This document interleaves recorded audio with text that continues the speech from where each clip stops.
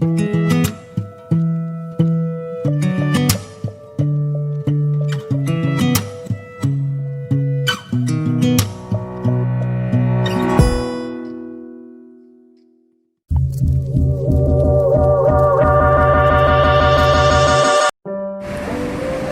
bus ANS yang baru datang berangkat tanggal 1 sampai tanggal 2 dari Padang, dari Payakumbuh.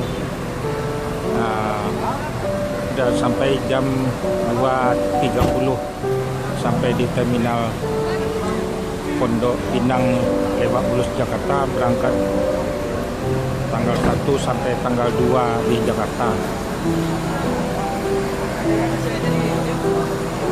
Tinggal ada dua mobil lagi. Ya. Dengan plat nomor 727 yang dari mana apa? Dari mana tahu siapa? Ketinggi. Yang Payakumbuh, yang dari Payakumbuh. Nanti ada dua lagi, ada 4 mobil yang mau nyampai, menyusul tinggal 2 lagi, tinggal 1/4 jam lagi mau datang lagi. Inilah penumpangnya yang baru datang.